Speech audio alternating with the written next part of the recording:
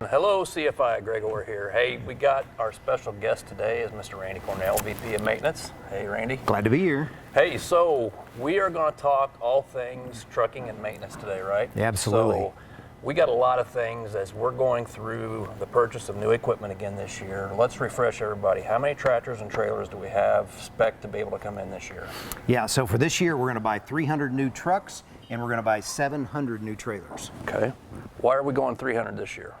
Well, because we have been so aggressive in the last 3 years that we've got our tractor average age down so low that we really only need to buy about 300 to make sure that we're replacing those that may fall out of warranty. In fact, that's going to be actually a lot more than what's going to fall out of warranty. So it's still going to keep our average age low, but we just don't need to buy as many this year. And our average age is going to be, we're starting out the year at about what, 1.89, and we'll end the year at about that again? We'll probably end the year at about 2.1, something like that. So that's still pretty close. Pretty new, and then hopefully next year we'll be able to get a 400 or 500 more, right? Yeah, so, exactly. So a couple things, I wanted to ask you some questions around specifically. So I know that we did a test on some seats. What was the result? I know I announced it about 3 or 4 insiders ago, but you were kind enough to work with Kenworth and bring in some additional seats. What did that outcome look like? Yeah, so, and thank you to Kenworth for making this happen. But we had 3 seats brought in. We had a National seat, a Sears seat, and what they call a gray mag seat.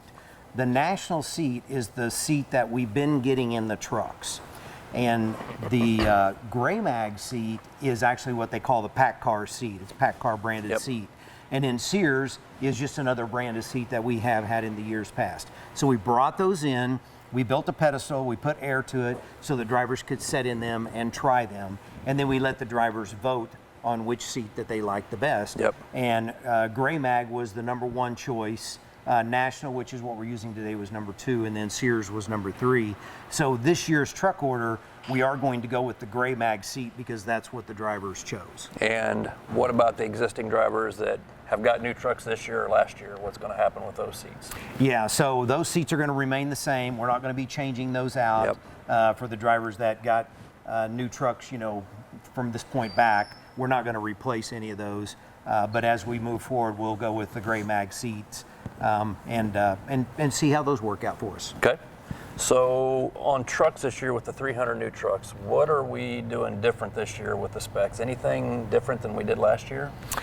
Well, last year we got 49 trucks with a 12-speed transmission. So the last 49 trucks basically had the 12-speed transmission. This year, 100% of the trucks will have the new 12-speed transmission, and drivers are going to love the 12-speed transmission. And we're also seeing about a half a mile per gallon fuel improvement in those trucks as well, which was just biscuit gravy on the biscuit. That we weren't expecting that. So. And all the feedback that I've received so far has been that they're less jerky or herky, whatever you want to call it, especially in the lower gears, especially reversing, backing. Which doesn't make sense to me as to why a 12-speed would help you from that perspective, but for some reason that's the feedback that I've received. So what happened was the 10-speed, basically what they did on the 10-speed trucks was they just pulled the stick shift out and they took and they bolted what's called an XY shifter on those transmissions. So they took an existing manual transmission and they turned it into an automated manual. This new transmission was built from the ground up. So they didn't just take a manual transmission and turn it into an automated manual. They built this one from the ground up. Now this transmission does still have a clutch. And what I mean by that is not a clutch inside the cab that the driver has to operate. It's automated, but it does still have a clutch. But the design of the transmission itself really helped smooth out all of those herky jerkiness that we've had in the older transmissions. The other thing is it's a 12-speed, so there's not as much gap between the gears. So we think, and we don't really know, but we think that it'll actually pull the hills a little better because there's not going to be such a large drop between the top 2 gears. So that makes sense. We'll, you know, the jury's still out, but they're going to like it better than the ones we have. Absolutely. Good. Now, trailers, are we doing anything different this year? I know there's been a couple requests by drivers on some things that we could enhance on the trailers. Are we making any changes to trailers this year? As a whole, we're not making any changes to the trailers. We've had drivers request the chain holdbacks. and we added that back actually last year. They asked for a step and a grab handle. We added those in last year. So the requests that drivers have made, we have added those in so far. We are still going to go with the bungee straps. Now, we find that a lot of those bungee straps break, and so I've actually talked to Hyundai to ask if they could buy a better quality bungee strap, and they said that they would look for one. But keep in mind, the bungee straps are there as kind of a secondary. They're not. The chain primary is really what you want to use, but there are some docks that are really tight. And even back when I was driving, back in the mid 80s, when I was driving here, there was times when I carried my own bungee cords to really cinch those doors into the trailer because the docks were narrow. So that's really the intent of the bungee strap. It's not intended to be a permanent door holdback. There was a miss on some Hyundai trailers early on, and they didn't have the chain hangers, the chain holdbacks, and we've tried to catch those as they've come through here to add those back into those trailers as well. And we are looking at some type of aerodynamics. You and I have been discussing that for the last, seems like, month now, but trying to figure out how do we improve the aerodynamics of the trailers. So we're not sure what we're going to go with yet, but we are probably going to pull the trigger on something this year and on the 700 trailer. So hopefully that'll help us a little bit with the MPG too. Yeah, there's a lot of options out there, and we're trying to, some of you may remember the old trailer tails where you pulled the lever and the two big sheets of plywood popped out, and they were just really not a good design. We did test a few of those, but we're looking for something that would be very driver friendly, that's not going to stick out 4 feet from the trailer, and just something to add us a little aerodynamics to the trailer that we don't have today.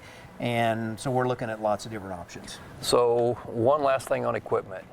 You and I always continually get asked about APUs. So what's the plan this year, and what are we going to do, and why? Yeah, so we don't have a plan to buy APUs for our trucks this year, but we are looking at trying to test some. So we've talked to one of the manufacturers. Actually, Kenworth has their own branded unit called a KIMS unit, K-I-M-S, and we're actually looking at trying to get some of those to test. So those are made by Bergstrom, who actually, all of the OEMs use Bergstrom to make their proprietary units. And so we're actually talking to Bergstrom about getting some test units to try. So we're working on that. I don't have any answers for that yet, but we'd like to get at least 5 or 6 to try in the fleet just to see how they work. The challenge with something like that is you really need to run it for 4 years to really know whether it's a win or not. And so it takes a long time to test something like that. But we're always looking at what's out there, what's available, what options might make sense. We've had some battery-powered units in the past that we tested, but it's been a few years, so we felt like it was time to try that again. Yep, agreed. And I think the big thing is, you've coached me on this over the years, that the initial investment is anywhere from $6,000 to $10,000. And over even a 4-year period, it seems like it's very tough for us to be able to get that return back on our investment. And I think the bigger issue is when the APU does break down, most drivers don't want to take time to sit and wait 2 or 3 days for parts to be shipped into a location. So, as much as we hear you loud and clear, we want to be able to invest in things like this. The other side of that says, from a financial perspective, it's just not financially smart for us to do that as of yet, but more importantly, we don't want to take up additional time for you off the road earning your living when something like that happens. So anyways, a couple things that I'll end up with, and I know Randy has one question for me, but I wanted to run over some new opportunities. So from a new business perspective, folks, I know January was a little up and down.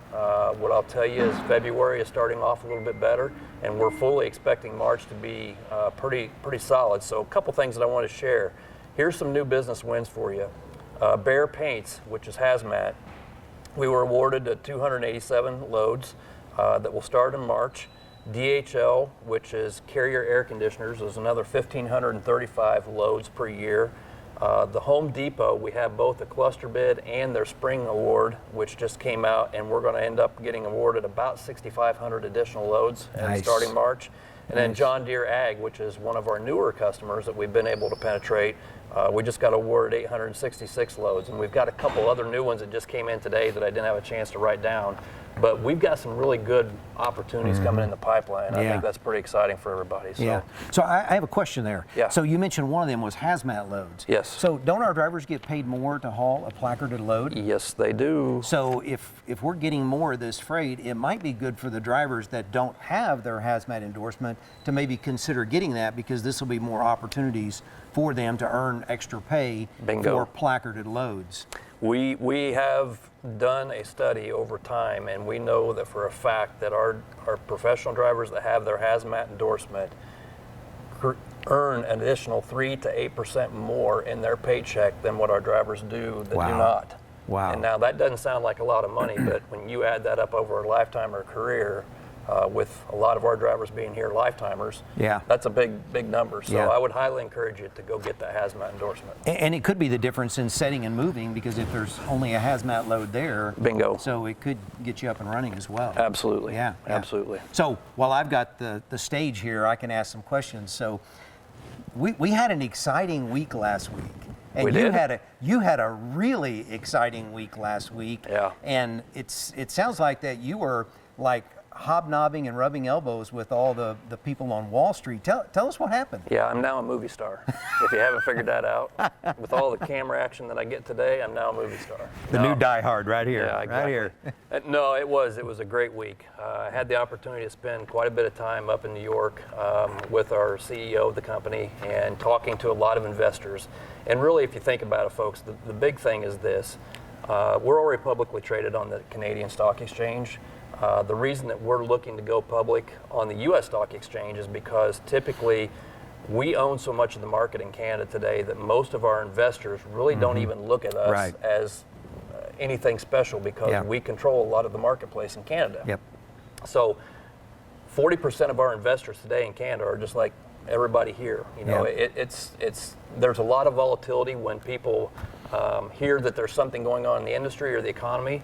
So our goal is to try to find new investors, long-term investors, bigger investors like a Fidelity or T. Rowe Price or whoever you can think of as their big-time investors to sink money into us.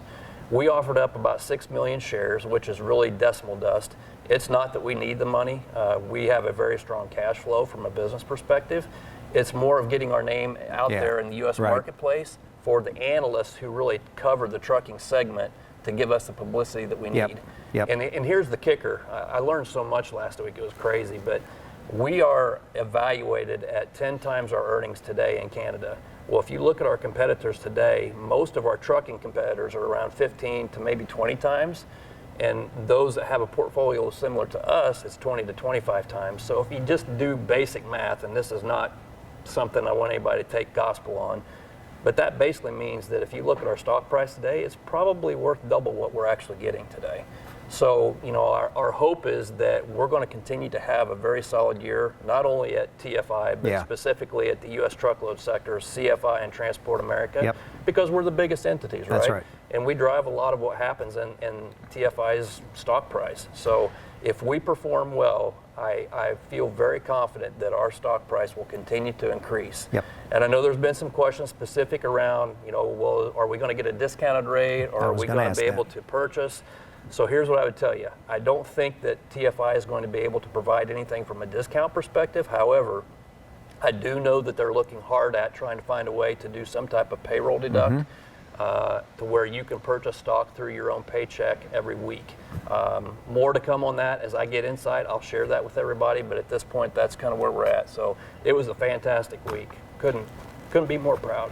So, but until that time, they can go to a broker and buy it's TFII, TFII stocks on the New York Stock Exchange if they choose to do so. And what's cool about this is we had 6 million shares that were available, and the night prior to us going live on the market on Thursday morning, we actually had an interest of over 30 million shares. Wow. So that tells you that just getting our name and brand out there from a TFI perspective and letting people see what we're capable of, the cash flow that we have, there's a ton of interest, and I think you're going to continue to see a lot of investors purchasing our stock. Yeah, so, that's huge. Pretty awesome. Thank you for sharing that. Yeah, yeah, absolutely. that was good. Yeah. Well, anyways, folks, hey, we appreciate everything you do. As always, please be safe. Thank you for what you do for us, and have a safe week. Be careful. We'll see you. Thanks.